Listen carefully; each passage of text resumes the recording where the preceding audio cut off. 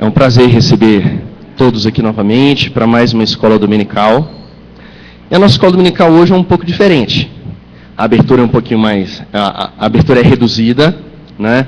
Nós teremos classe conjunto, daqui a pouco o pastor Carlos explica melhor. Porque nós estamos aí realizando a nossa segunda conferência de aconselhamento bíblico, né? E foi muito bacana porque essa semana já aconteceu a primeira, lá na primeira de Ceilândia, nós já estamos na segunda edição, e a gente espera que isso se torne realmente uma tradição na nossa igreja e em muitas outras. E nesse momento, então, gostaríamos de fazer uma oração para dar abertura a essa escola dominical, pedindo para que Deus fale aos nossos corações profundamente. Vamos orar. Senhor, obrigado por esse dia, obrigado por esse momento em que estamos aqui reunidos para, como parte do teu corpo, parte da igreja espalhada pela terra, cantarmos, orarmos e principalmente escutarmos a exposição da tua palavra. Que aquilo que aprendermos hoje possa nos ajudar a mudarmos, a sermos melhores, a continuarmos nesse objetivo de nos parecermos com Jesus. Senhor, perdoa os nossos pecados, ajuda-nos a sermos melhores, dá-nos mais fé a cada dia e ajuda-nos a viver como uma igreja verdadeira. Uma igreja que transmite os teus ensinamentos, uma igreja que procura viver como a igreja primitiva, seguindo o padrão bíblico e assim glorificando o teu nome.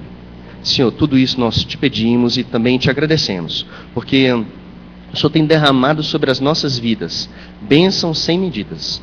Em nome de Jesus, nós dizemos tudo isso e te agradecemos, Senhor. Amém. Nós gostaríamos de passar então a oportunidade para a equipe de louvor.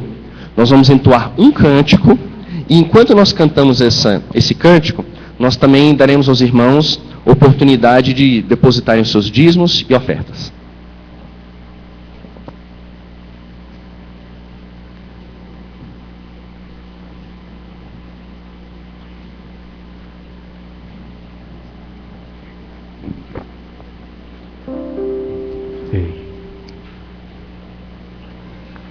Graça e paz, amados. Vamos nos colocar de pé.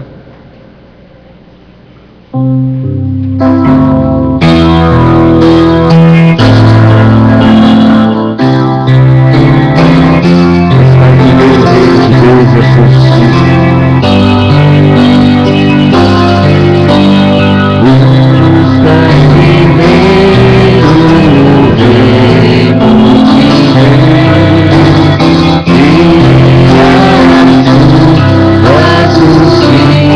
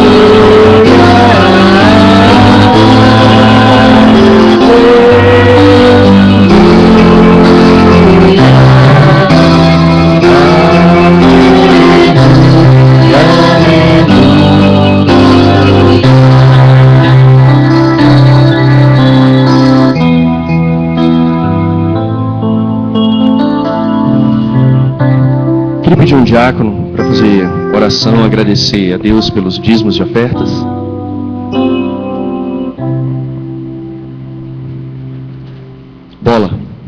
Bolinha, faz uma oração para a gente, agradecendo os dízimos e as ofertas.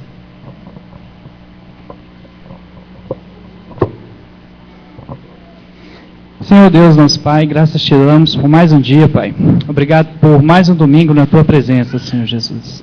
Agradecemos a oportunidade de estarmos aqui, Pai, louvando e agradecendo ao Senhor. Agradecemos também, Pai, o trabalho que tem nos dado e a oportunidade que tem nos dado também de dizimar na igreja, Pai. Obrigado porque Tu tens sido abençoador em nossas vidas, Senhor Jesus. Obrigado pelos dízimos e pelas ofertas aqui, Pai, alçados, que o Senhor dê discernimento e sabedoria àqueles que irão utilizá-las, Senhor Jesus. E que dê provimento àqueles que também não puderam dizimar ainda, Senhor, e que seja possível, tão logo seja a Tua vontade. Fica conosco no dia de hoje, Pai, pedimos em nome do Seu Filho amado. Amém. Os irmãos podem se assentar. Nós ficamos muito felizes de domingo após domingo vermos a nossa igreja repleta na escola dominical. E hoje eu tenho certeza que ela vai estar mais bonita ainda, porque nós temos com certeza visitantes, pessoas de outras igrejas que estão aqui. E nós gostaríamos de conhecer essas pessoas agora. Inicialmente eu gostaria de perguntar se existe alguém que está nos visitando pela primeira vez. Tem alguém que não... Oi, tudo bem? Não vou pedir para você levantar. Obrigado pela sua presença, viu? Mas alguém nos visita pela primeira vez. Temos um casal aqui. Vocês podem ficar de pé para que a igreja possa conhecê-los? Ok, olha, obrigado pela sua presença. Obrigado, gente. O Robson e a Patrícia, o nenenzinho estão nos visitando pela primeira vez. Obrigado, gente. Tá? Recebam um cumprimento dos membros da nossa igreja. É um prazer tê-los aqui. E gostaríamos também que os irmãos da nossa igreja conhecessem aqueles que estão nos visitando já por outras vezes. Temos pessoas da primeira de Ceilândia, provavelmente pessoas de outras igrejas. Será que os irmãos podem se levantar para que a gente possa conhecer vocês? Todas as pessoas que estão nos visitando de outras vezes. Obrigado pela presença de vocês. Tá? Acho que a maioria do pessoal da primeira de Ceilândia, tem alguém da quinta de Taguatinga, está ali do Norte. Obrigado, podem se assentar. Nossa igreja recebe vocês de braços abertos. Queria passar a palavra para a Denise agora.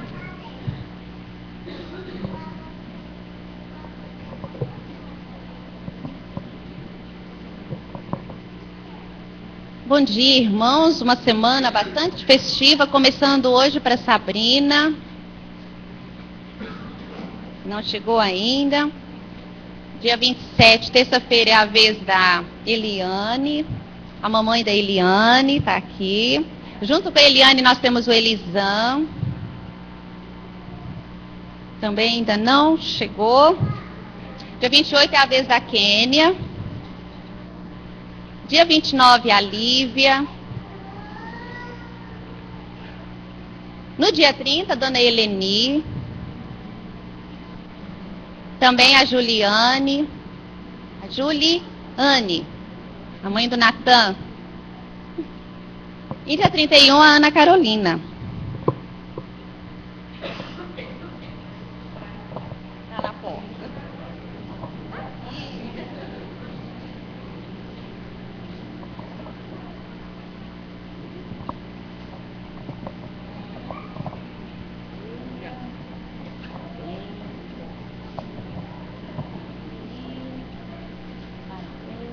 Nós temos mais alguém aqui hoje?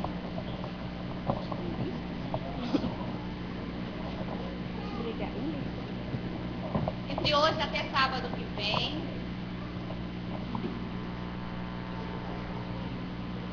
Não temos mais, então vamos agradecer. Oi, dona. Foi. Nós oramos domingo passado, Hilda. Mas pode vir, por favor. Ela estava, pois é. A gente até no celular não conseguiu.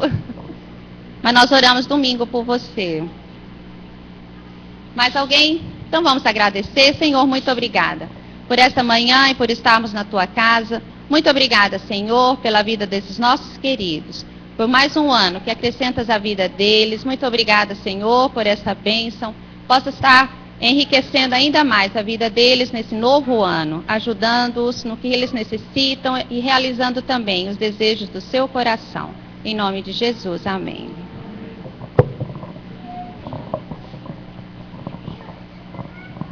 Queria convidar o pastor Carlos para vir aqui. Enquanto ele vem, queria dar um aviso, né? Os irmãos se lembram o que vai acontecer na nossa igreja próximo sábado, 7h30? Alguém lembra? Chá de fralda da Loíse, né? Então, eu, a Dulce, nós estamos muito felizes e quem puder, a gente gostaria muito da presença de todos. Vamos ficar muito felizes se todos puderem estar aqui conosco, tá? Nesse momento que vai ser muito especial para mim, para a Dulce e para a Luísa também. Pastor. Meus irmãos, bom dia. Nesses dias, na verdade de segunda-feira, nós estamos em parceria com a primeira igreja presbiteriana de Ceilândia fazendo a nossa conferência de aconselhamento bíblico. E aqui na nossa igreja em especial começou sexta-feira. Nós falamos sexta-feira sobre provações e sofrimento. Ontem à tarde, depressão e princípios básicos sobre a vida conjugal. Vou fazer uma pergunta para os irmãos. Algum dos irmãos acha algum desses temas irrelevantes, que não serve para a vida de ninguém, para a própria vida? Alguém acha irrelevante? Não? Então gostaria de ter tido mais gente aqui, na sexta e no sábado. Porque isso é algo tão importante. Eu vou dizer para vocês, quando eu aconselho, geralmente, os maiores problemas de aconselhamento são problemas conjugais, criação de filhos e depressão. Exatamente esses 3 temas nós estamos tratando esses dias aqui. Ou seja, eu tenho percebido no senso comum, na experiência ministerial, que são temas relevantes para a vida da igreja, importantes para a vida da igreja. Né? Infelizmente, tínhamos um grupo bom, graças a Deus, mas eu esperava um grupo maior, porque são temas importantes para a vida da igreja. Não só para a sua vida. Não tenho depressão. Não estou tendo problema conjugal. Eu nunca sofri, nunca fui provado.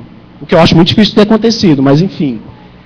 Mas, de repente, para a vida de alguém que você conhece, né? Alguém que está passando por uma depressão, ou está próximo a uma depressão, alguém que está passando por uma provação, um sofrimento, uma perda de uma pessoa querida, uma doença, um problema financeiro, né? Alguém que está com problemas conjugais. Você deve conhecer alguém assim.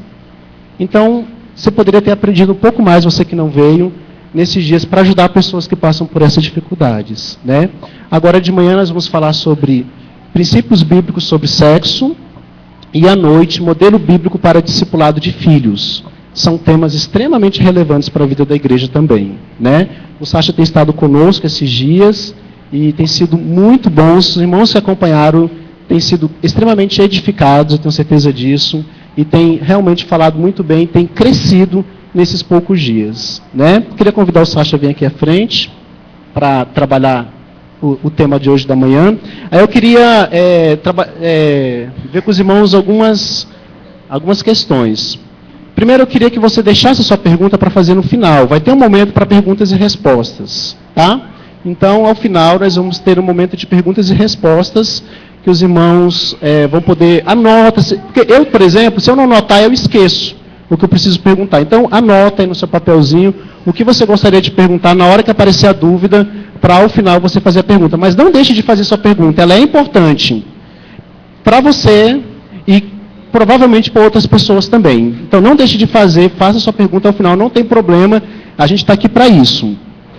A segunda questão, a gente vai separar. A segunda questão é, quando você for fazer sua pergunta, você levanta a mão e eu vou levar o microfone a você. Por quê? Porque está sendo transmitido ao vivo pela internet. E o pessoal que está vendo em casa, às vezes eles não ouvem quem está fazendo a pergunta porque está sem o microfone. Tá? Então eu vou passar o microfone para você, você faz a pergunta pelo microfone, em prol dos que estão vendo em casa, ou dos que vão ver depois, porque vai ficar disponível, então a pessoa pode baixar para assistir num outro momento. Tá joia? Eu queria convidar as crianças agora para fazer a separação das crianças. Luciana, vem cá para você falar as faixas etárias, para a gente separando por faixa etária.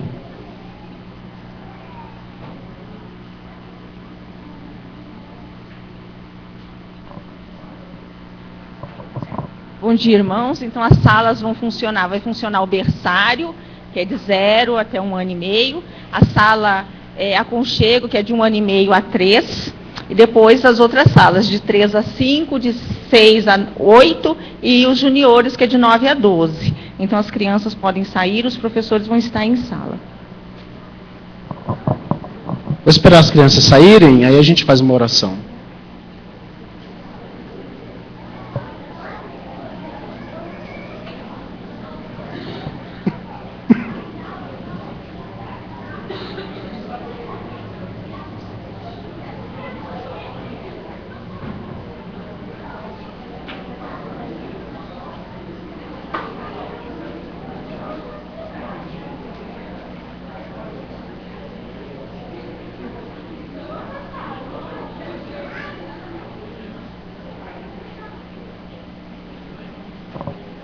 Vamos orar então?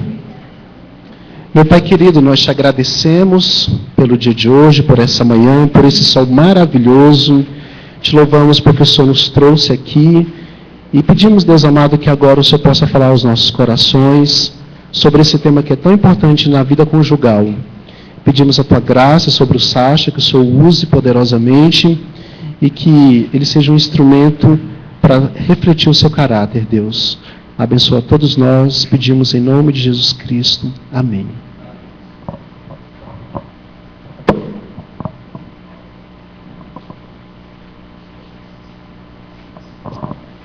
Bom dia.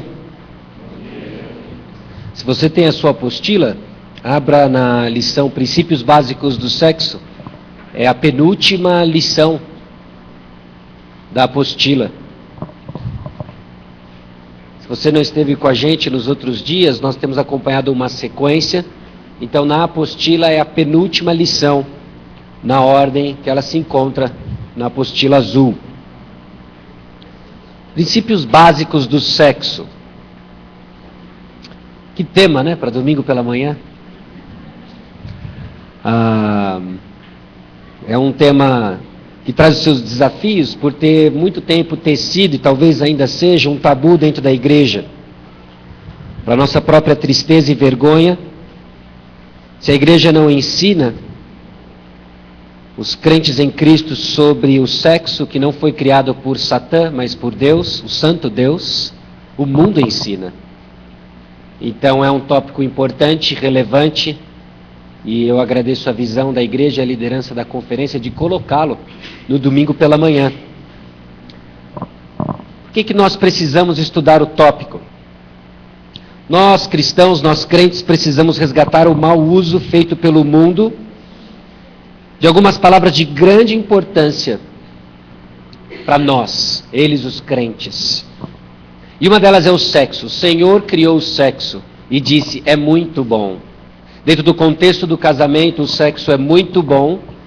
E o que o mundo e o que o inimigo tem feito é deturpar tudo que nós conhecemos sobre sexo, ao ponto de que esse seja uma palavra não muito mencionada na igreja. Quando foi a última vez que você ouviu um sermão sobre sexo?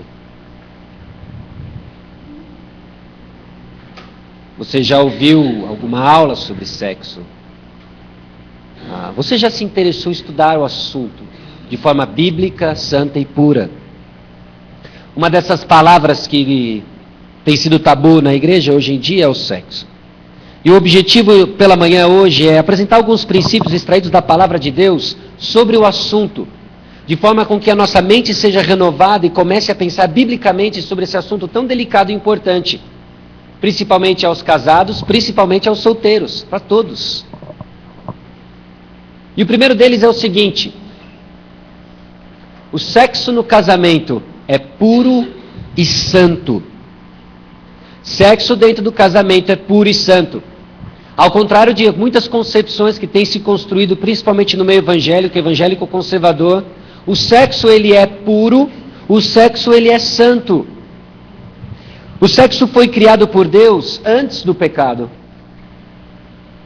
Gênesis capítulo 1, versículo 31. Depois que Deus institui e cria o homem,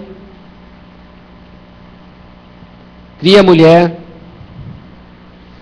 Viu Deus tudo quanto fizera, e eis que era muito bom. O sexo foi criado por Deus, e Deus disse, é muito bom. Agora, após o pecado e a queda do homem, Deus ainda chamou o sexo de bom e honroso. Hebreus capítulo 13, versículo 4.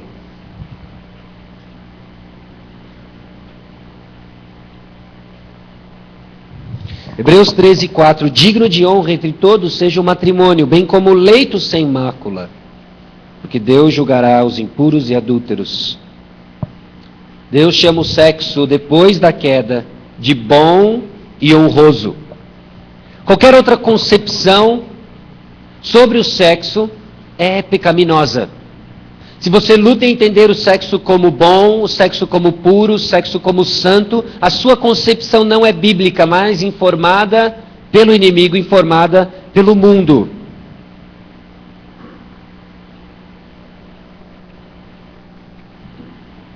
As relações sexuais no casamento, elas são tão santas quanto orar, ler a Bíblia, preparar um sermão, pregar, dar o dízimo, orar com alguém pela alma da pessoa, ensinar em uma classe de escola dominical. É esse tipo de santidade que nós estamos falando sobre o relacionamento sexual entre marido e esposa. É puro, santo, assim como todas as outras atividades ditas espirituais. Este é o sexo criado por Deus. Sexo no casamento é puro e santo. Talvez uma concepção que tenha chocado alguns, mas note de onde nós tiramos ela. Da palavra de Deus, da Bíblia. O segundo princípio é que o sexo não é a base do casamento e o casamento não é, antes de tudo, uma união física. Talvez você esteja aqui e você ainda não seja casado ou já foi casado, não encontre uma aplicação direta ao que nós estamos falando aqui, mas pense no assunto de forma bíblica, pense no assunto de forma santa.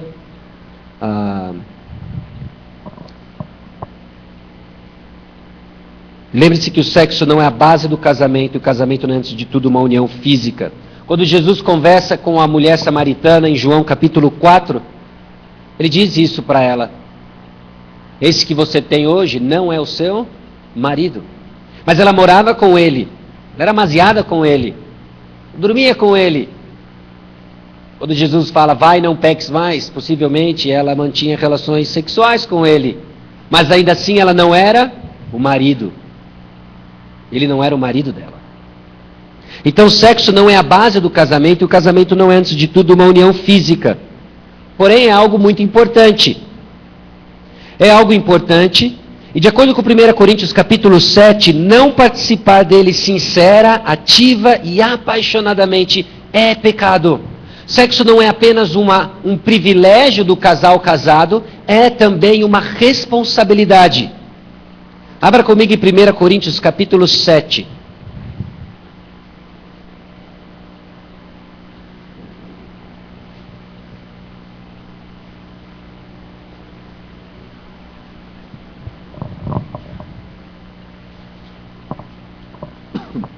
Dos versículos 1 a 5.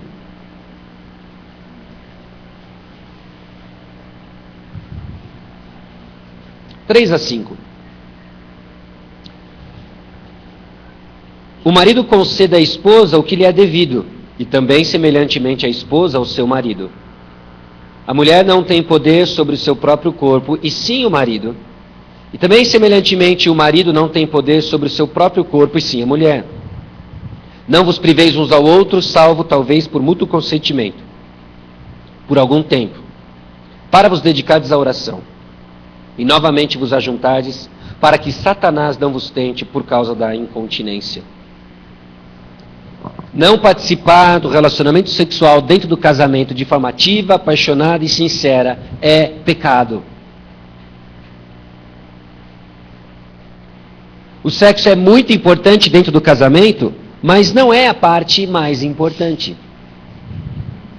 O sucesso no casamento não se baseia no sucesso sexual.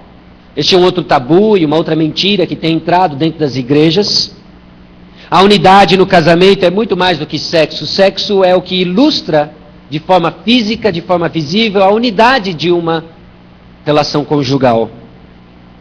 A unidade no casamento é mais do que sexo.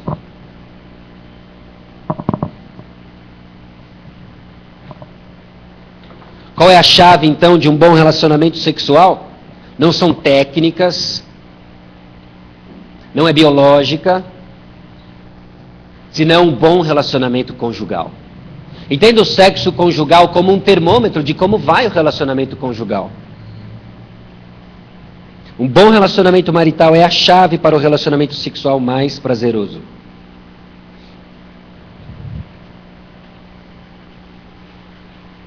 Então, sexo no casamento é puro e santo, o sexo não é a base do casamento e o casamento não é, antes de tudo, uma união física.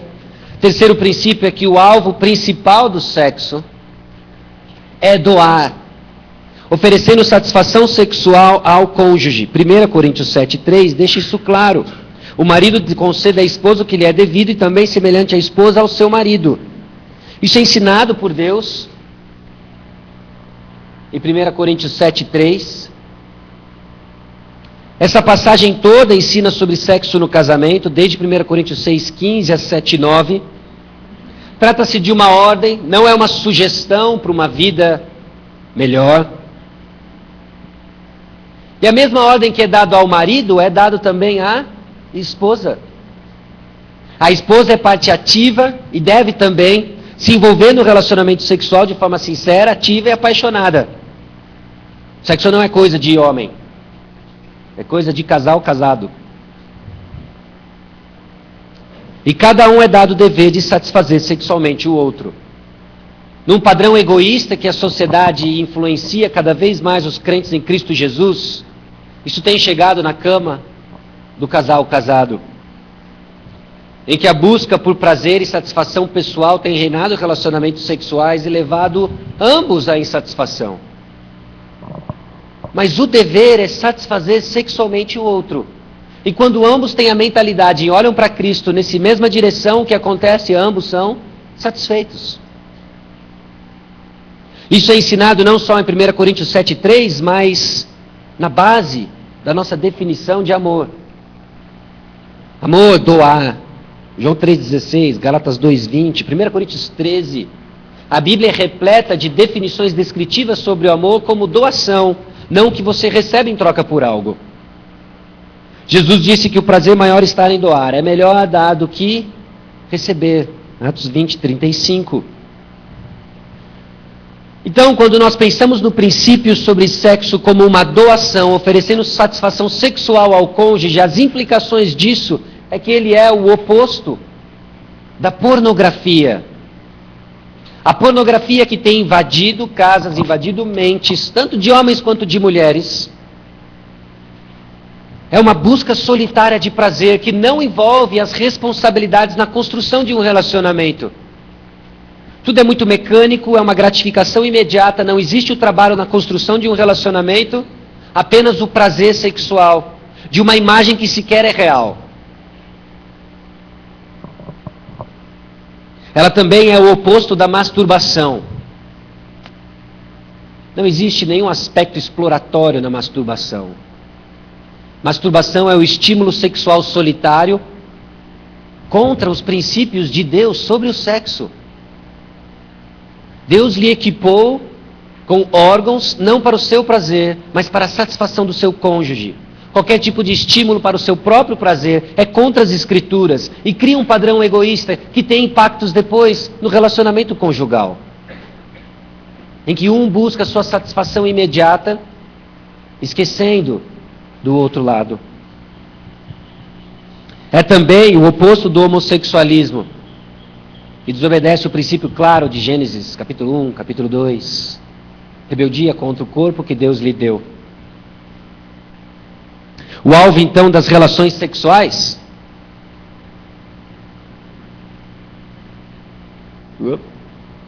é a satisfação do cônjuge. Satisfação do cônjuge, e aí quebramos um outro tabu, que pode ou não envolver o clímax. E de que forma você vai descobrir se seu cônjuge está satisfeito ou não?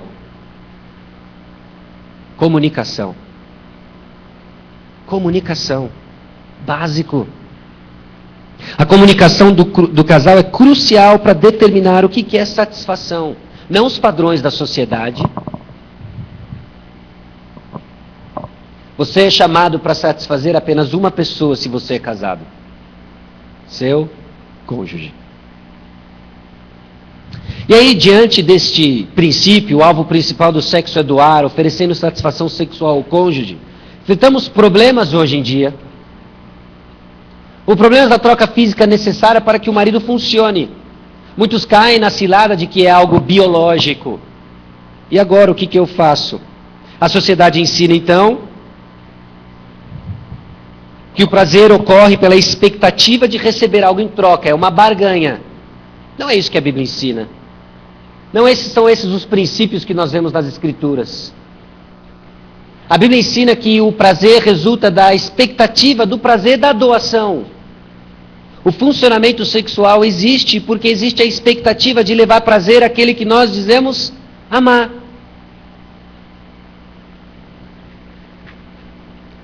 Reaprenda então o método bíblico. O foco não é o que eu vou receber num relacionamento sexual, mas sim o que eu vou doar. Num relacionamento que é puro, santo, num relacionamento que não é a base do casamento, mas é importante, entendendo que é mais prazeroso doar do que receber.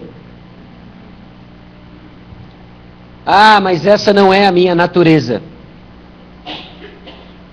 Mentiras que nós acreditamos. E acreditamos tão veementemente que vivemos. O guia deve ser a palavra de Deus, não a sua natureza. Como saber o que dá prazer ao cônjuge? Comunicação. Meu bem, o que lhe dá prazer? De que forma eu posso satisfazê-la? De que forma eu posso satisfazê-lo sexualmente?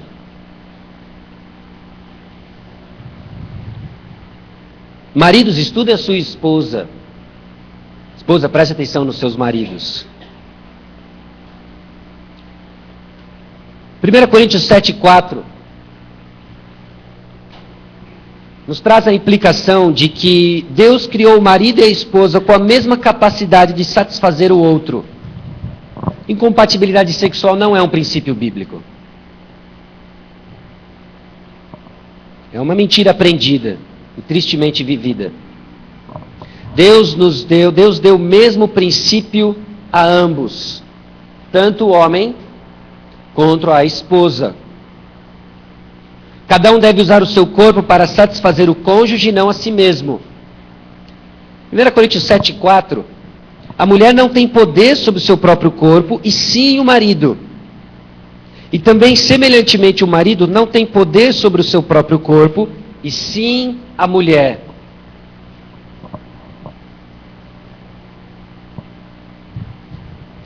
A mulher não pertence mais a si mesma, mas ela pertence ao marido. O marido não pertence mais a si mesmo, ele pertence à mulher. Isso significa, então, que tanto o marido como a esposa devem ser ativos na relação sexual. Não é que o marido é ativo e a esposa é mera cúmplice, mero objeto. Ambos são ativos. Ambos se envolvem de forma apaixonada, sincera e honesta.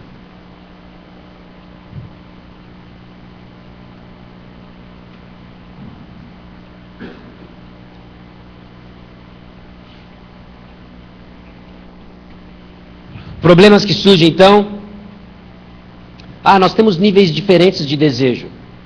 Quando eu quero, ela não quer. Quando ela quer, ele não quer. Ela quer mais do que ele quer mais do que ela. Trata-se de um comportamento aprendido, que pode ser renovado pelos princípios da palavra de Deus, com comunicação, entender que um serve o outro, que a tarefa da esposa é satisfazer o marido, e que a tarefa do marido é satisfazer a esposa. Quando ambos entram em comum acordo, os níveis de desejo tendem a se assemelhar. E se esse comportamento não for algo aprendido? E se fomos feitos assim? De novo, a diretriz não é também nosso nível de desejo, mas a palavra de Deus. Ou o que dizer de desejo sexual forte demais? Desejo sexual fraco demais? Será que Deus cometeu algum erro? Ontem nós vimos que o casamento é muito bom, mas tristemente alguns não têm experimentado isso ou não testemunharam isso. E toda a imagem que se tem sobre casamento é de algo desastroso, é de conflitos que não param. E aí você vai ter que escolher, você vai crer no que diz a palavra de Deus ou você vai crer nas suas experiências, no que você sente, nas suas sensações. Desejo sexual forte demais, desejo sexual fraco demais. Será que isso é afirmar que Deus cometeu um erro? O problema não é como você foi feito ou como você acha que foi feito, mas quão disposto você é a obedecer a Deus, a seguir as diretrizes de Deus num relacionamento sexual que é santo e puro, para a glória de Deus. Deus é glorificado por meio do sexo puro e santo entre marido e mulher que buscam prazer um do outro.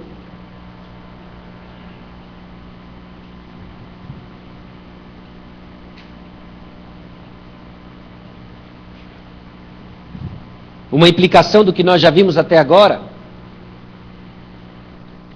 é que o prazer no sexo, nós estamos falando agora só do sexo, mas do prazer no sexo, não é pecaminoso e proibido, mas em vez disso, confirmado e encorajado. Eu acho interessante quando nós pensamos na literatura de sabedoria como um todo, e no livro de Provérbios nós vemos o homem e a mulher descritos como pessoas serenas, sóbrias, tementes ao Senhor. Alguns consideram Cantares de Salomão como uma literatura de sabedoria. A figura que nós vemos do homem e da mulher casados não é de serenidade, mas de um relacionamento sexual apaixonado, com as portas fechadas na intimidade do lar. Deus encoraja o prazer sexual, e isso não é pecado, isso não é proibido, mas confirmado e encorajado. Um tipo de atitude que deve ser construída, que deve ser planejada, que é intencional, que deve ser comunicada, conversada. Abra sua Bíblia em Provérbios capítulo 5.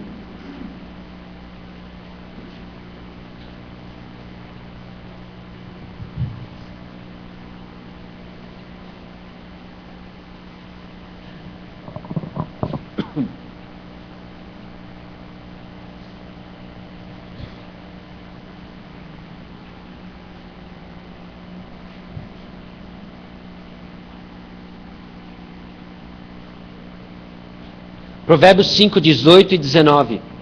Seja bendito o teu manancial e alegra-te com a mulher da tua mocidade, corça de amores e gazela graciosa. Sacinte os seus seios em todo o tempo, embriaga-te sempre com as suas carícias. Eu não sei como é que soaria para sua esposa chamá-la de corça de amores, gazela graciosa.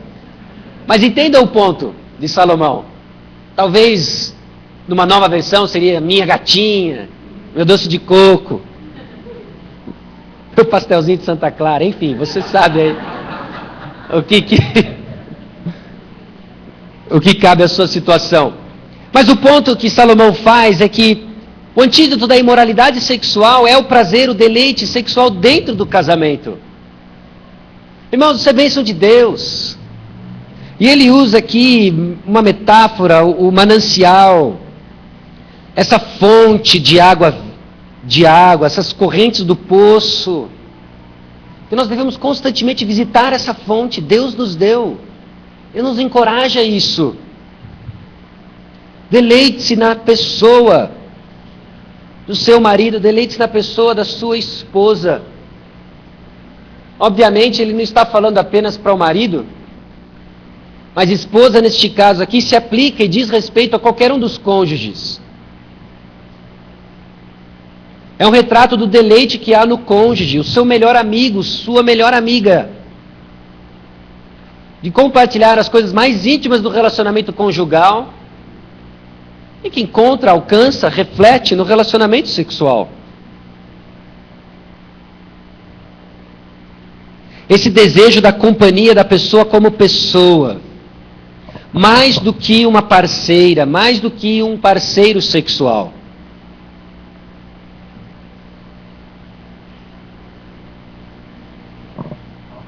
Sua esposa não é um objeto de satisfação sexual. Seu marido não é um objeto de satisfação sexual. Esses são comportamentos e atitudes aprendidas numa maneira egoísta de enxergar o sexo. E não foi por isso que Deus nos chamou. Deus não nos chamou à imoralidade, à prostituição, 1 Tessalonicenses 4:3, mas à santificação. E cada um de nós temos que aprender a possuir nosso próprio corpo como vaso de honra. E que nesse assunto ninguém defraude o seu irmão. Deus é o vingador dessas coisas. E quando assim não fazemos, não rejeitamos palavra de homens, mas sim a Deus.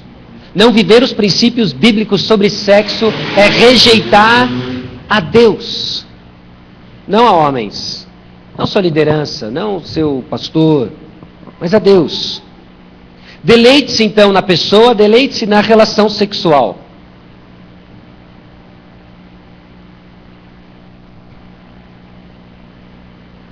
Vocês copiaram essa parte já? Eu acabei falando e nem parceira, ok?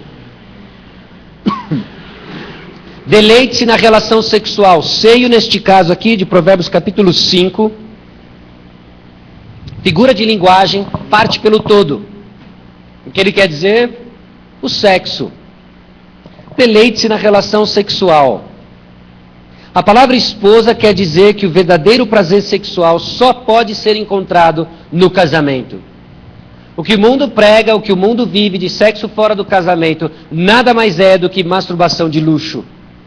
Porque é um buscando o seu próprio prazer e não do outro.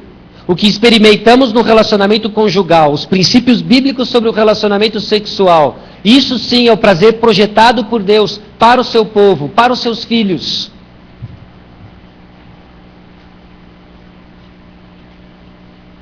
Satisfazer. O termo satisfazer, essa sede plenamente satisfeita.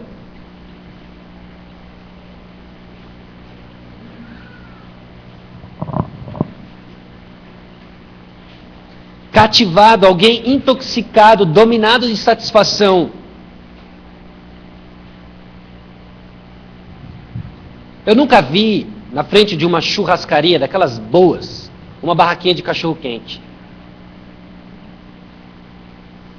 Eu nunca vi. Se você já viu e quer contestar minha ilustração, eu aposto que você não viu uma fila enorme. Quem que sai de uma churrascaria, depois de um banquete de múltiplos cortes de carne, buffet de salada, sushi, massas, arroz carreteiro, Maria Isabel, e vai para uma barraquinha de hot dog, de pipoca, algodão doce? Quando estamos plenamente satisfeitos sexualmente, você não vai procurar outra coisa lá fora. Entenda isso. Sirva o seu cônjuge dessa forma.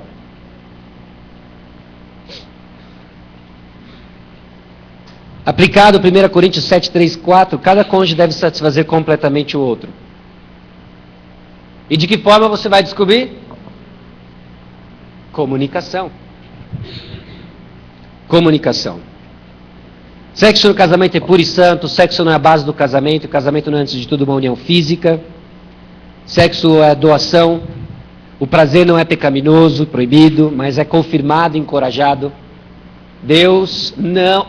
essa culpa que existe na mente de muitos cristãos, porque houve prazer, não é bíblico. Não é bíblico. É pecado pensar dessa forma. E o sexto princípio: o relacionamento sexual deve ser contínuo. 1 Coríntios 7, 5.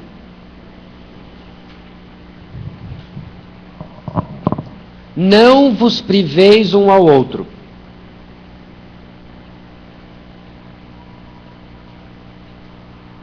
Salvo talvez por mútuo consentimento, por algum tempo, para vos dedicardes à oração e novamente vos ajuntardes, para que Satanás não vos tente por causa da incontinência. Defraudar ou privar significa reter por meio de engano e desonestidade. Se você está retendo o sexo do seu cônjuge, você está em pecado. É isso que a Bíblia diz. 1 Coríntios 7:5. Reter sexo do cônjuge por motivos egoístas e desonestos. Greve de sexo, você me desagradou, você vai sofrer. Vou puni-lo. Vou puni-la. Fazer barganha, usar sexo como recompensa é pecado. Se você me der um carro zero, um carro novo, meu amor, hoje a noite vai ser enlouquecida. A noite vai ser enlouquecida com carro zero ou sem carro zero, porque você ama o Senhor Jesus Cristo e você vai fazer isso por amor a Deus e por amor ao seu cônjuge. Não use o sexo como barganha.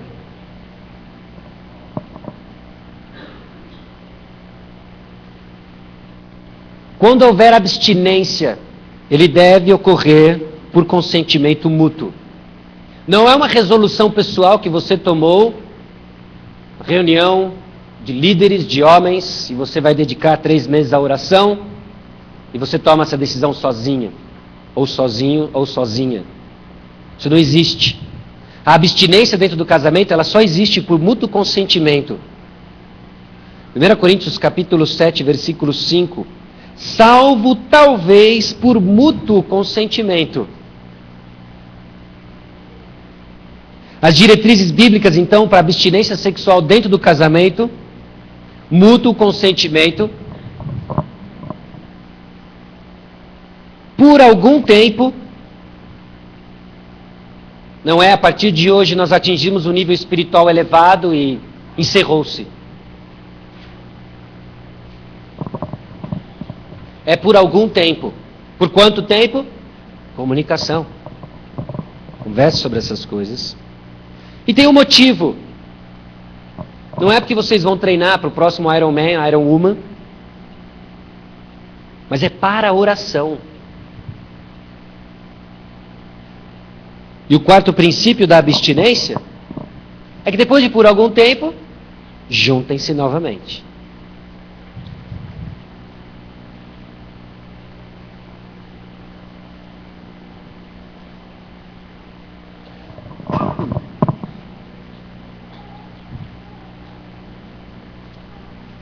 Agora, com que frequência um marido e uma esposa deveriam ter sexo?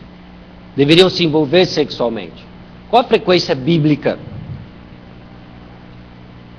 1 vez por semestre? 1 vez por semana? 7 vezes ao dia? O suficiente para manter o outro satisfeito.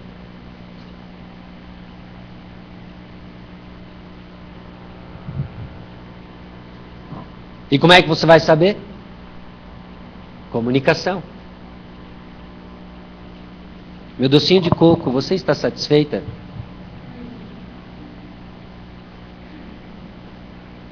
Meu marido, você está satisfeito? E o suficiente para evitar tentações.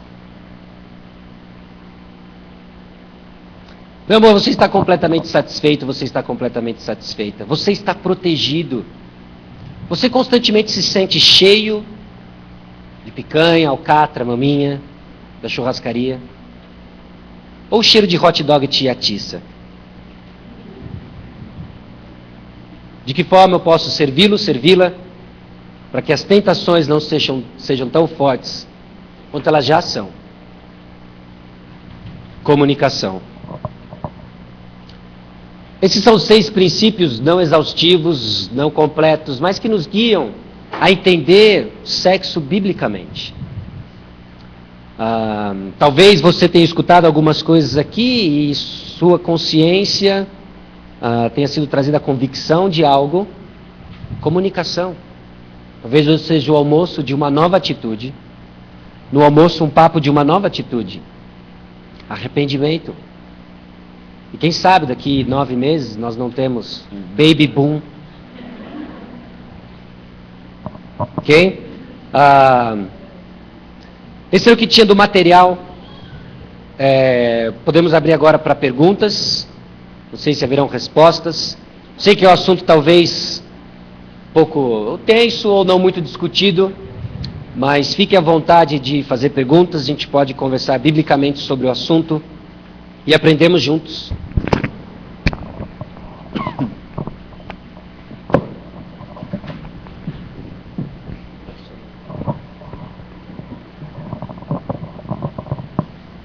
Nós, como nós combinamos no começo, o irmão que quiser fazer a pergunta pode levantar a mão e a gente passa o microfone. Quem gostaria de começar?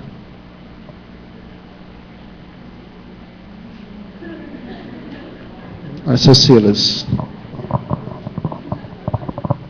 Eu sei que é um assunto que tem muitas pessoas aqui que estão no pré, ainda não entrou nesse ambiente ou nessa faixa. Outros já estão no pós, por várias razões, seja viúvo ou solteiro, etc, etc. E tem uns que estão nessa faixa. Mesmo assim, nessas três fases que eu considero, há um tabu na própria igreja mesmo, que gerenciou tudo isso, para repudiar a maneira como o mundo enfatiza o sexo. Criou-se dentro da igreja um tabu. Falar nisso é um crime de morte até. Então, a gente fica às vezes premido de falar alguma coisa sobre isso. Muitas pessoas têm vontade de dizer, ou falar, ou expor as suas dúvidas, os questionamentos, mas ficam com dúvida de ser retaliados, ser olhados de lado, etc, etc. Daí porque talvez essas perguntas aqui levantadas vão ser muito poucas. Mas é um assunto, eu acho, deveras importante em todas as fases, porque isso é um mandamento a ser vivenciado, a ser cumprido, a ser analisado, e que muitas vezes nós fazemos de forma pecaminosa ou errada, por desconhecer a palavra.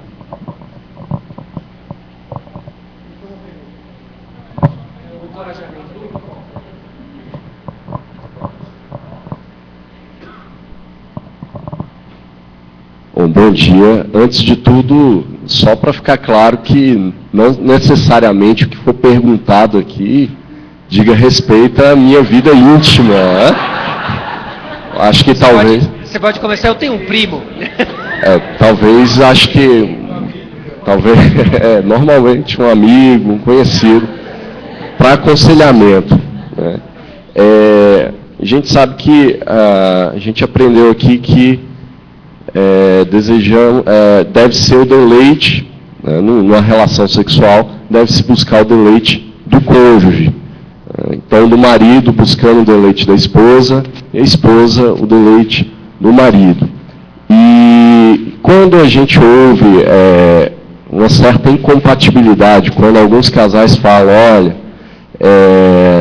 a esposa ela tem um apetite maior do que o meu e vice-versa. Como resolver essa questão? Se é buscar o deleite do outro, quando se busca o deleite do outro e há esse tipo de incompatibilidade, e se nesse caso essa incompatibilidade pode ter, de repente, uma questão patológica, não sei, uma questão, às vezes, até física mesmo, não sei se ficou clara a pergunta. Alô? Bom, a questão patológica, ela existe, né? Ela existe. Talvez seja eu não tenho estatística, mas a impressão que eu tenho é que ela é bem menor do que parece. Que grande parte desses problemas de dita compatibilidade vem, na verdade, em função de uma falta de comunicação e entendimento que traz prazer ao outro. Às vezes é um comportamento aprendido. Homens normalmente são aquele fogão a gás e a mulher aquele fogão a lenha, né? Então a coisa começa a acontecer, o homem se sente rapidinho, resolveu a parte dele e agora vou dormir, né? E a mulher está começando a entrar no clima, né? E como que resolve uma situação dessa, né? Se não comunicação. Deus parece que projetou a mulher na sua progressão no relacionamento sexual e o homem também na sua progressão, de tal forma que não exista o sexo sem comunicação e um relacionamento conjugal sólido. Deus é muito sábio. Ele projetou a coisa de tal forma que completa um relacionamento conjugal sábio. Então, encorajar com que esse casal, que aparentemente tem níveis de desejos diferentes, a comunicar o que lhe satisfaz, o que te deixa, o que lhe dá prazer. É uma comunicação nesse sentido. Às vezes nós estamos falando de um rapaz ou de um homem que por muito tempo na sua vida de solteiro esteve envolvido com pornografia, esteve envolvido com masturbação, aprendeu um padrão. Que padrão? Relacionamento sexual, eu entro nela, eu tenho gratificação imediata, eu tenho o que eu quero e eu saio. E nem sequer entendeu que do outro lado existe uma pessoa, né? E essa pessoa é a esposa dele, e essa pessoa é a mulher que ele disse sim, não é aquela mulher lá da tela, né? Então, encorajaria nesse sentido. A questão médica, sim, é sempre pertinente, quando depois de comunicação, debaixo de oração, orientação bíblica, a busca por seguir em obediência os princípios bíblicos, ainda tem coisas que parecem que não casam, a procura de uma orientação médica pode ser encorajada, sem sombra de dúvidas, né? Ok? Mas, via de regra, eu testaria bastante essa questão da comunicação. Muito importante. Nós sabemos que os pais, nós somos responsáveis por muitas coisas. Quando uma filha vai casar, e ela sempre ouviu que sexo é coisa feia, que é saliência, que mais que a gente poderia falar? É besteira, essas coisas. Ela vai para um casamento, ela não tem uma orientação. E ela se sente privada, ao mesmo tempo envergonhada, porque aquilo que foi passado para ela, que sexo, é falta de vergonha, é isso. E eu gostaria que o senhor estivesse falando sobre isso e também porque nós sabemos que, eu não sei agora, nesse tempo, mas que existem muitos maridos que estupram as mulheres. De novo, é um problema estrutural, né, da falta de instrução bíblica sobre o assunto dentro das igrejas, porque criou-se esse tabu, né? E deveria, daqui a pouco eu vou para Tito 2, e deveria haver dentro da igreja essa instrução, essa mutualidade em que as mulheres mais experientes, os homens mais experientes guiam os jovens nesse assunto, né? Jovens estão totalmente desorientados, né? Um pastor colega meu aconselhou uma jovem uma vez que voltou da lua de mel quase num estado de depressão, carregando culpa porque eles tiveram um relacionamento sexual. Ela deveria voltar satisfeita em Cristo Jesus, cumprindo mais um papel que Deus lhe deu e encorajada a buscar o prazer do seu marido dentro do relacionamento sexual. Mas porque não foi ensinado e foi ensinado o contrário, talvez numa reação ao que o mundo ensina sobre o sexo, nós vamos num outro extremo, também pecaminoso, que isso não é de Deus. E não é verdade. Seria ensinar. E os homens, com relação a essa situação de quase estuprando as esposas dentro de casa, né? Porque também não são ensinados. Não são líderes que amam as suas esposas como Cristo ama a igreja, né? E deveriam ser ensinados também. Os homens mais velhos têm que chegar junto e explicar e etc, né? Muito, né? Tito capítulo 2, né, a gente tem visto bastante essa passagem, mas é a dinâmica do discipulado, né? Do mais velho ensinando o mais novo, transmitindo esses princípios, né? Num aconselhamento pré-conjugal, né? Normalmente o último item deve ser relacionamento sexual, uma semana antes do casamento, preparando-os biblicamente para aquilo. Você para ela para ele, né? Enfim, ensinar biblicamente o assunto, né? Uma boa indicação de leitura, por exemplo, sobre as mulheres e etc, né? Com relação a esse tópico, tem um livro da editora Cultura Cristã chamado Sexo Não é o Problema, Lascívia Sim. né? O sexo não é o problema. Qual que é o problema? A lascívia, né? Parece que tudo aquilo que Deus criou para a nossa bênção, para nosso prazer, nós deturpamos. O sexo é mais uma delas. Você já tentou fazer uma refeição gripado? Uma forte gripe e você foi bater um prato de comida. Misericórdia. É horrível. A única diferença é a textura. O purê é um pouco diferente daquele bifinho de panela, mas o gosto é a mesma coisa. É horripilante. Deus, na sua graça, nos deu o paladar. Para que a gente desfrute do alimento. Algo que nós precisamos, Deus, na sua graça, nos deu o paladar. O que o pecado faz? Faz do paladar o fim em si mesmo. Glutonaria. Nós comemos só para o nosso prazer. E não para nos manter funcionando para servir ao Senhor. Quer comais, quer bebais, fazer tudo para a glória de Deus. Sexo é a mesma coisa. Por muito tempo, como solteiro, eu achei que o desejo sexual era uma maldição sobre os solteiros. Uma maldição. Por que Deus não liga o interruptor no altar? E a gente tem que ficar refreando esse negócio, né? E aquela luta. Mas de não entender que, vamos ser francos, imagina um solteiro sem desejo sexual. Casar? Hã? O companheirismo, né? E Deus cria esse desejo justamente para nos motivar à busca de uma companhia, cujos desdobramentos também é a companhia sexual. Mas o que o solteiro faz? Usa o desejo como um Deus em si mesmo, e aí deturpa tudo, e não faz o uso adequado do desejo, né? Então esse livro, Sexo Não é o Problema, Lascívia Sim, ele tem um problema ao mesmo tempo, eu fico naquele negócio, eu gosto do título, mas não gosto, né? Porque o que eu já vi acontecendo? Eu indiquei esse livro para minha esposa, que estava ajudando uma moça, né? Ela olhou o título, que título, né? Sexo não é o problema, lascívia sim, né? E ela gostou demais do livro, se tornou a garota propaganda do livro, né? Só que aí ela enfrenta esse problema, ela quer ajudar as moças a entenderem, e as suas amigas, irmãs da igreja, entrega o livro, e muita gente olha com a cara meio torta esse livro aí, se alguém me pegar lendo esse livro, né? O que eles vão achar? Que eu sou um depravado e tal. Mas o livro, ele expõe de uma forma tão bíblica o assunto, e ele nos coloca todos no mesmo barco. Nós todos, em um grau diferente, lutamos em entender sexo biblicamente. Entendeu? O problema não é o sexo, o problema é a lascívia. E todos nós lutamos.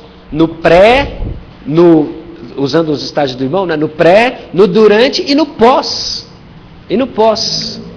Ok? Então é um excelente livro, recomendo a leitura desse livro. Sexo não é o problema, lascívia sim. Ok? Tem uma pergunta ali. Ontem o tema sobre casamento, você também comentou sobre a questão de namoro, que é um fenômeno cultural, né? E a gente vê em relatos bíblicos, né, que essa questão da evolução de padrões culturais e de namoro mesmo, ela realmente foram mudanças culturais, a maneira de organização da sociedade também, que levaram a esse tipo de situação. Você vê, por exemplo, a questão de Isaac, né, o servo dele foi conhecer a família lá, viu a prima dele, Raquel, perguntou se ela tinha interesse, né, e foi algo mais ou menos assim, né, ele a conheceu, um acordo de família, e no primeiro encontro eles já se uniram e daí continuaram. As coisas parecem que eram muito mais simples pela questão da forma também de organização da sociedade, econômica, social. Eu acho que também mais restrita ao nicho familiar também, não tinham tantas, eu acho que as tentações e as inúmeras ofertas de oportunidade também na sociedade atual. Acredito que isso tenha influenciado toda essa questão. Mas a minha pergunta então é mais nesse aspecto também, e com relação ao texto citado aqui de João, que eu gostaria que você comentasse um pouco mais, que aqui no texto de João, quando Cristo diz para a mulher samaritana, vai e chame o seu marido, o que eu gostaria que você comentasse um pouco era se porventura essa questão de Cristo dizer a ela que chamasse o seu marido, que ela disse que ela não tinha marido, né, e ele fala, verdade, você tivera 5, né, esse não é o seu marido, mas ele disse, vai, chame o seu marido. E eu queria saber se isso, porventura, porque o olhar de Cristo, ele transcende o exterior e vê os corações, se ele, porventura, ele, embora, né, aquela samaritana, ela não tivesse a graça de conhecer Cristo, mas se isso era uma visão de ele perceber como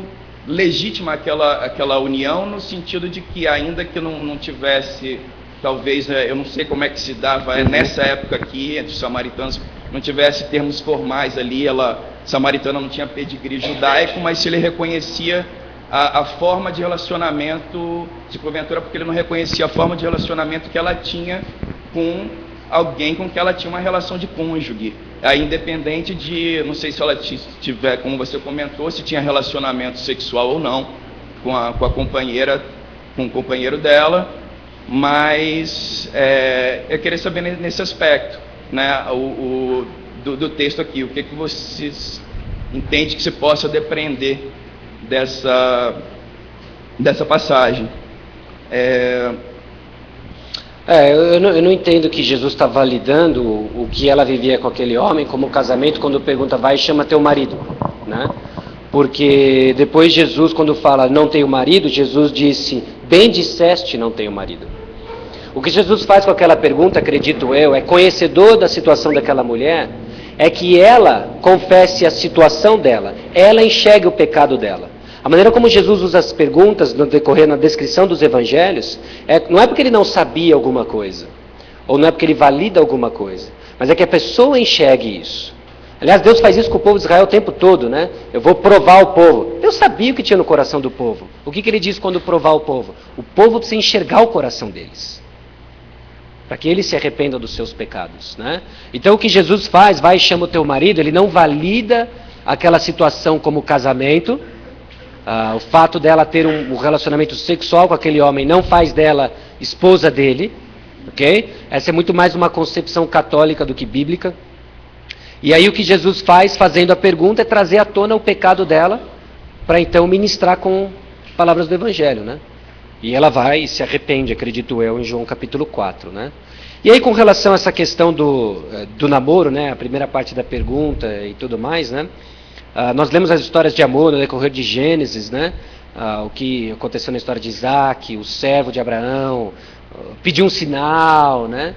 E às vezes a igreja embarca numa aplicação da passagem quase que normativa, não entendendo o plano de Deus no decorrer da história, né? Que Deus está separando uma semente. Ali o princípio ele não foi buscar a esposa no meio das mulheres ao redor lá. Ele foi buscar na casa dos parentes dele. É muito mais um princípio de julgo desigual do que eu vou pedir um sinal. A próxima que entrar é a senhora que eu vou me casar. Aí entra uma fulana, não, senhor, eu estou falando sério, né? Então tem esses caras, daí tenta dar não funciona assim, né? E hoje nós temos um privilégio que para alguns transformaram até numa maldição, né? De escolher, né? Você quer simplificar o processo? Mãe, com quem que eu tenho que me casar?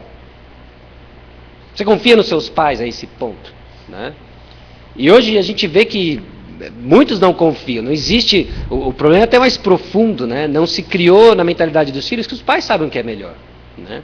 Quantos pais participam do relacionamento de namoro dos seus filhos, orientam os seus filhos? Quantos filhos buscam, pai, o que você acha de fulana? Não é, pai, o que você acha, a gente já está noivo, a gente casa semana que vem. É, pai, o que você acha antes de falar com ela? Os pais conhecem melhor, né? Então a gente usa mal o privilégio que nos é dado da escolha, né? E acaba deturpando a coisa toda aí, né? Ok? Alguém mais? Bem, irmãos, o que eu tenho percebido é que falar sobre sexo na igreja tem sido um tabu, praticamente um tabu. Todas as vezes que vai abordar esse tema, as pessoas ficam meio, assim, com medo de falar sobre isso. E nós sabemos que isso não é uma coisa pecaminosa, que dentro do casamento é bênção para a família. E sabemos também que muitos casamentos, muitas famílias têm sido destruídas, famílias que são a base da igreja, tem sido destruído por causa disso, por não ter ensinamentos sobre isso. Eu queria saber assim, o que nós, líderes, podemos fazer para mudar essa situação, para falar mais abertamente sobre isso com os nossos jovens que estão se preparando para casamento, para que eles entrem no casamento um pouco mais preparados com relação a isso. Uma forma prática, né? Esquematize pelo menos uma vez por semestre, ter uma palavra com os jovens, talvez até separar rapaz e moça, né? Explicar, relembrar os princípios bíblicos de sexo. Hoje nós vivemos um contexto social em que vai ser necessário com muito mais frequência explicar que sexo é para casais casados de sexos diferentes. Essa é a nossa realidade hoje, né? Estimular a leitura de bons livros. Eu mencionei Sexo Não é um Problema, Lascívia Sim. Ele é muito curtinho, ele é muito prático, ele é excelente.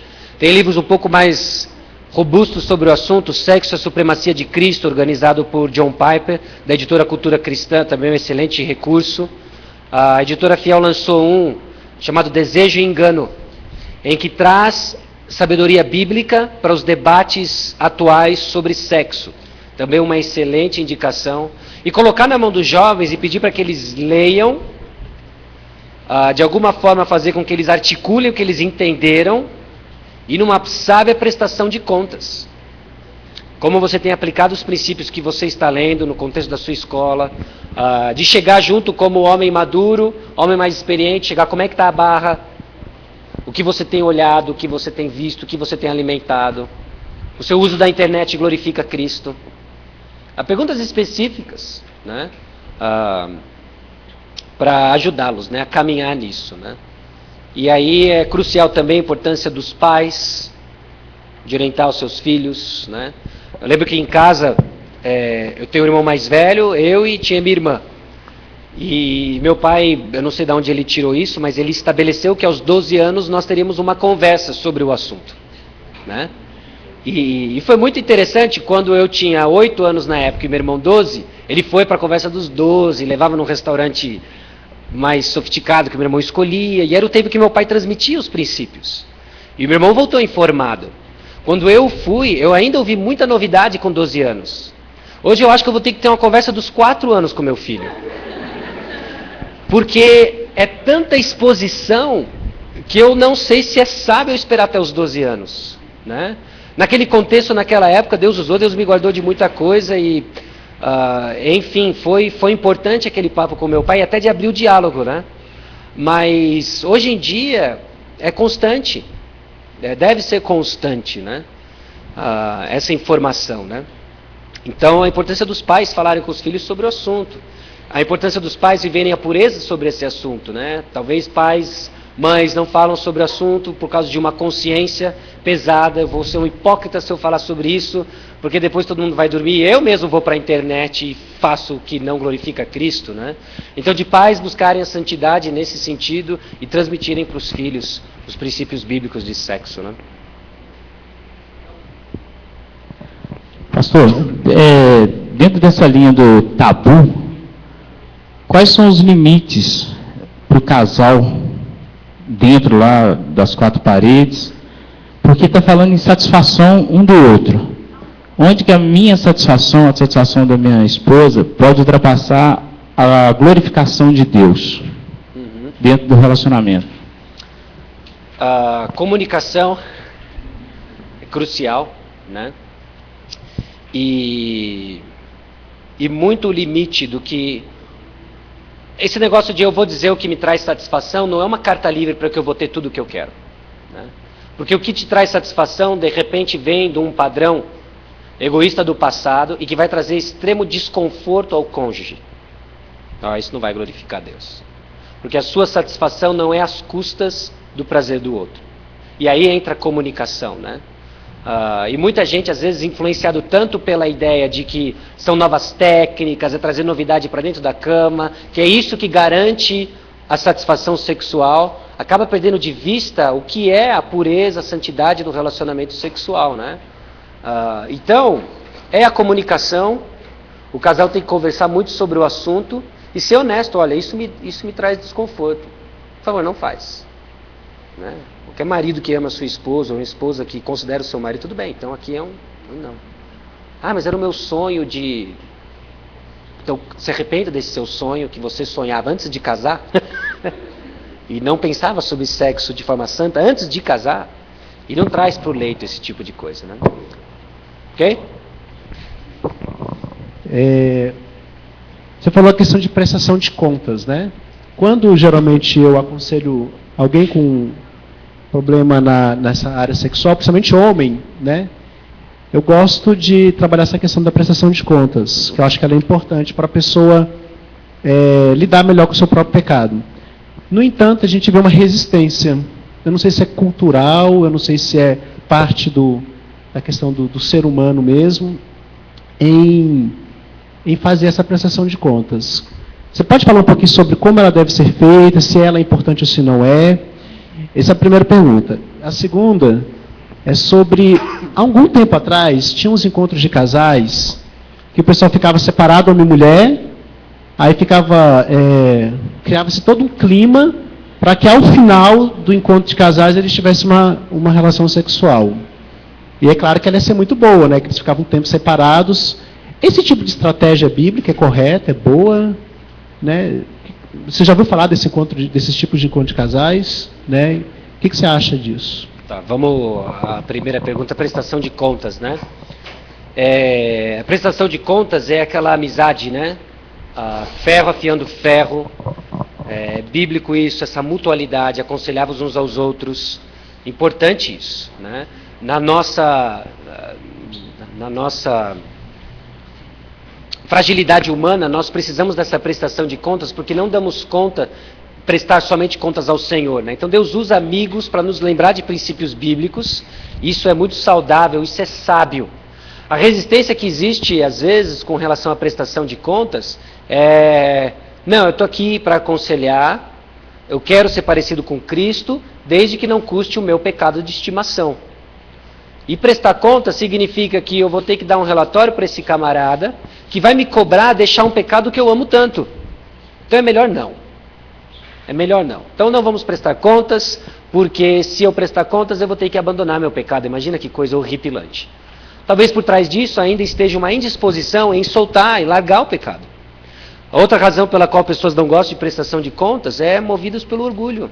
Eu, cristão, há 37 anos, agora vou ter que prestar contas? Não, você não está entendendo. Eu sou cristão sexto dan, eu sou samurai, né?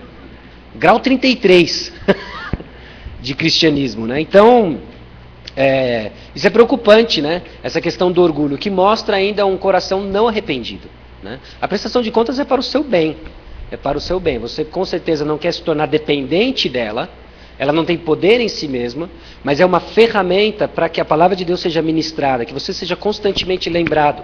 Provérbios 19, 27 diz o seguinte, né? Filho meu, se deixas de ouvir a instrução, desviar-te-ás das palavras do conhecimento. E quem escreveu isso aqui, humanamente falando, foi Salomão. E o que aconteceu com Salomão?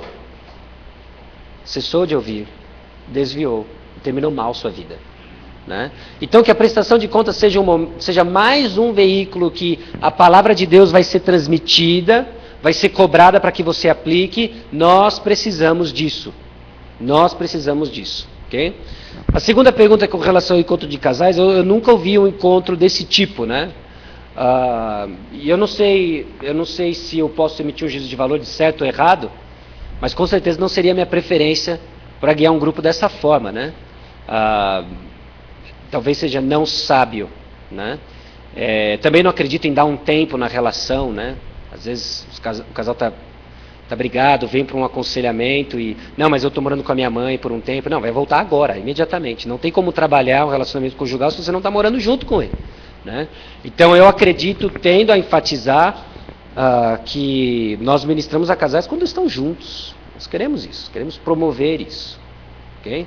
Quando a gente tem feito alguns retiros de casais, e alguns casais jovens, de retiro de jovens, alguns casais jovens têm ido conosco, né? E me parte o coração naqueles 4 dias, quando nós estamos num lugar, lógico, o foco é os jovens, e tem o dormitório masculino e o feminino, e eles são separados, né? E parte o coração isso. E a gente tem buscado lugares que tenham um híbrido, né? Que tenham o dormitório masculino e o feminino e tem os chalezinhos lá para que eles desfrutem do tempo deles, né? Então, essa pelo menos tem sido a nossa ênfase ministerial, né? De incentivar as pessoas a estarem juntos. Nós queremos isso. Okay? Tinha mais uma pergunta ali?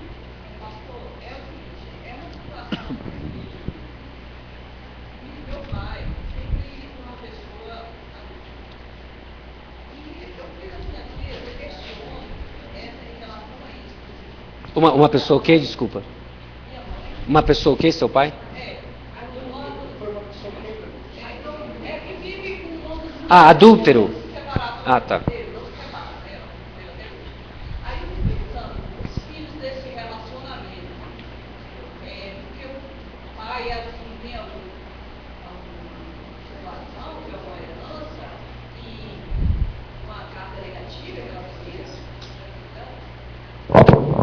Uma carga negativa em relação a isso? Não, vamos lá para 1 Pedro capítulo 1. O que às vezes acaba acontecendo é que um pai que insiste num padrão desse tipo, o filho olha para um padrão desse tipo e ele aprende que o padrão é esse. Isso sim, né? Mas ora 1 Pedro capítulo 1, versículo 18. Eu não acredito o gene do adultério, eu não acredito nisso, né? 1 Pedro 1, 18. Sabendo que não foi mediante coisas corruptíveis como prata ou ouro, que fostes resgatados do vosso fútil procedimento que vossos pais vos legaram. Cristo Jesus nos resgata do fútil procedimento que os nossos pais nos legaram. Né?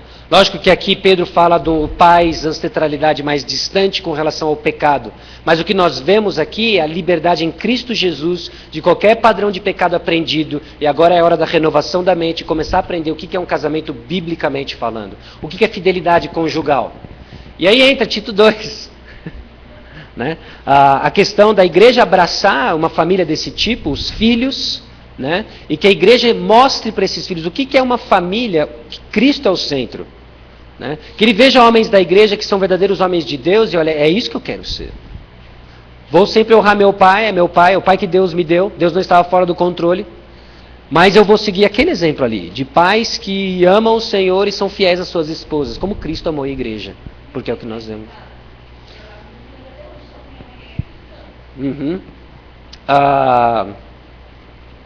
Essa é uma pergunta muito mais profunda do que um sim ou não para você agora, né? Pode ser que sim, pode ser que não, ok? Porque nós vemos a questão do 1 Pedro 3. Mulheres, sede vós igualmente submissas a vossos próprios maridos, para que se alguns deles ainda não obedecem à palavra, sejam ganhos sem palavra alguma, por meio do procedimento de suas esposas. Um adultério não arrependido seria a base para que a sua esposa pedisse o divórcio, mas não é obrigatório que ela peça o divórcio. E se ela está se submetendo a uma situação dessa, ore muito pela sua mãe. Ore muito, para que ela seja uma mulher de Deus. E quem sabe um dia ganhe o seu pai na palavra. No procedimento, né? Vivendo a palavra, né? Mas é uma situação delicada. Eu estou respondendo com temor, para que não... Por não conhecer mais informações, né? Eu acabe... Muito o quê? Amém. Ore muito para sua mãe. Bom.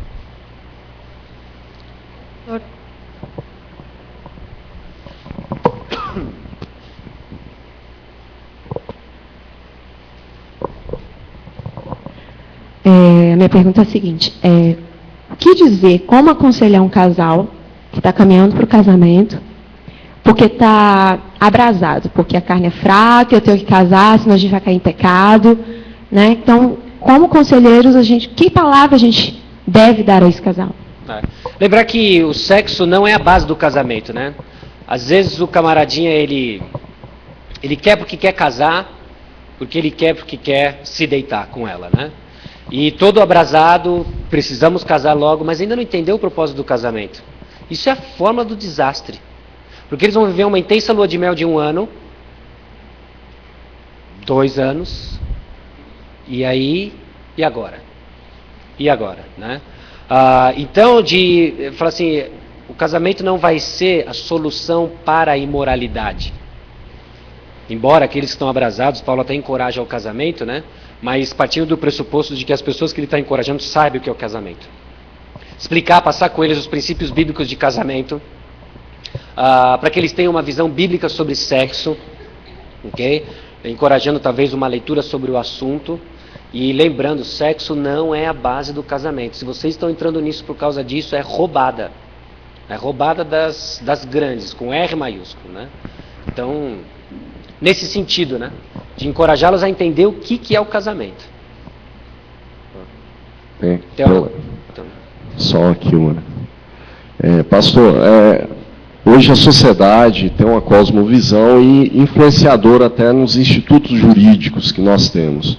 Até então, até pouco tempo atrás, o casamento era um instituto que refletia esse compromisso entre um casal. Hoje nós temos várias formas. Uma delas é a união estável, que dá o mesmo status jurídico que um casamento. Tá? Todos os privilégios e tudo mais.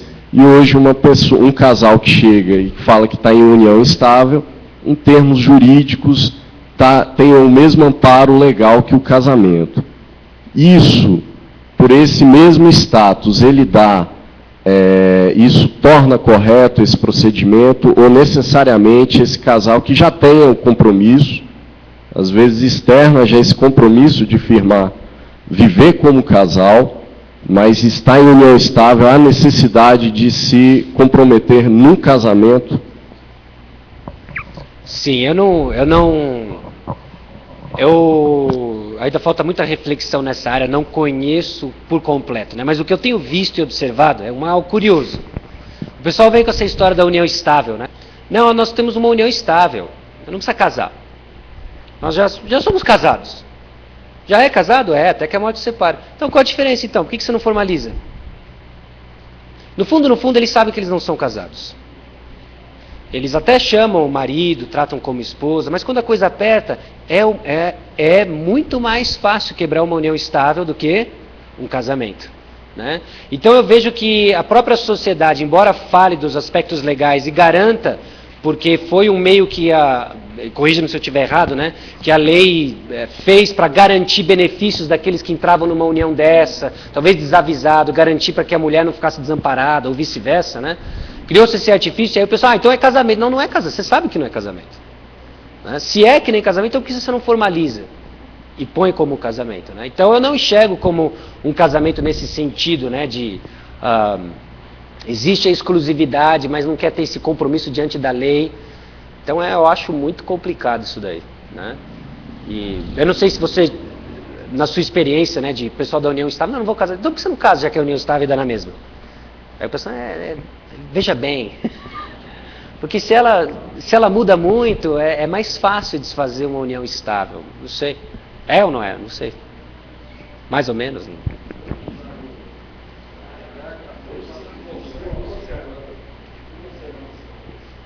Né?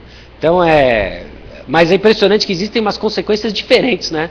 Termina-se uma união estável de um casamento, acho que são mágoas bem diferentes, né? Então, de alguma forma, parece que o pessoal sabe que não é casamento. Calma, microfone. Irmãos, é o seguinte, já são 11h30, então a Carol pediu, acho que a Neves tinha pedido, não? Edsélia. Então eu queria pedir aos irmãos assim, que a gente tem que encerrar, porque as crianças estão lá e as crianças têm um outro time, né, do nosso aqui. Então eu queria pedir, a Carol vai fazer uma pergunta e vou dar mais para uma pergunta. Aí a Keide e a Edsélia pediu. Como a Edsélia já fez uma pergunta, eu vou passar para a Keide, tá, Edsélia? Depois você conversa pessoalmente com o Sacha, tá joia? Em relação ao que as crianças aprendem na escola, o ensino secular, sobre esse tema, como a igreja deve se manifestar em relação a isso? Porque muitas vezes as crianças, até os próprios adolescentes, eles têm vergonha de questionar isso com os pais. E às vezes a forma como a escola ensina não é de acordo com o padrão bíblico. Então, como a igreja deve reagir em relação a isso? Começar uma escola, né? Falando sério. A nossa igreja foi curioso, né? O pastor, ele chegou bem jovem na igreja, ele tinha uma filha só na época que ele chegou, e o co-pastor na época, que ainda é co-pastor até hoje também lá, também tinha o seu filho bem pequeno, e eles começaram a ficar extremamente preocupados com o tipo de ensino que os filhos iam receber. Eles começaram uma escola, a Escola Cristã em São José. Hoje tem seus 400 alunos, né? E a igreja influencia diretamente no currículo que é dado. É um desafio enorme. Hoje eles falando, se a gente soubesse o tamanho da encrenca que a gente estava comprando, a gente não teria começado, mas eles começaram, Deus usou a cegueira deles, a ignorância deles na época, para começar a escola. E hoje a escola está lá, ensina-se criacionismo, ensina-se princípios bíblicos, tem capela, muitos saem de lá pagãos e muitos saem de lá crentes, porque é assim que funciona a exposição do evangelho para pessoas e crianças, né? Agora, se essa não é a realidade, encorajaria os pais a participarem ativamente da Associação de Pais e Mestres, entender o que é passado, dispor a sua preocupação e depois disso feito, lavagem cerebral em casa, com água pura da palavra, né? Sem medo de ser feliz. Inculcar, lavar, tirar o lixo do mundo e pôr o princípio bíblico. Última pergunta. Quando Daniel falou a respeito de Abraão, que mandou um servo, né, procurar uma esposa para Isaac no meio da parentela, e que ele se encontrou com Rebeca e ele a amou, né, e no mesmo momento ele já a levou para a tenda e coabitou com ela. Eu não sei qual era, na verdade, assim, a pergunta, eu não entendi a pergunta, mas o que eu entendi é que no relacionamento tem que existir santidade e que sexo, Deus fez o sexo depois do matrimônio, né? E que aquela época era uma época diferente da época de hoje, né? Era outros tempos, né? E que eu, por exemplo, cresci num lar totalmente desestruturado, né? Porque o meu padrasto, que era crente, e a minha mãe não, né? E eu via a falta de pureza dos dois lados. Então você cresce sem conhecer a verdade. Hoje eu conheço a verdade. E eu sei e acredito que precisa existir a santidade desde o início do namoro, né? Não é do tempo de Abraão, por exemplo, que ele já conheceu a Rebeca, ele já amou e já coabitou com ela.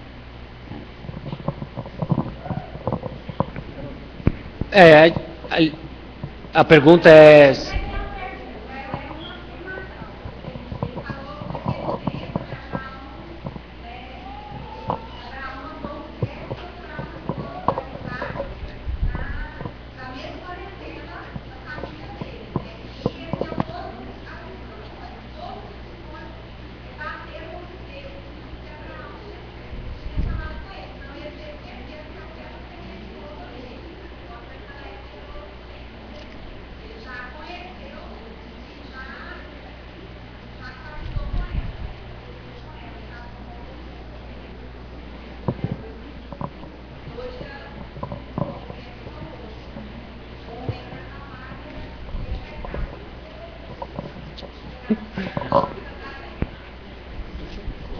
Oi?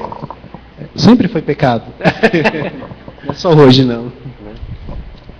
Então, já que ela não fez a pergunta, a Edicélia faz a pergunta e a gente encerra. Obrigada, pastor.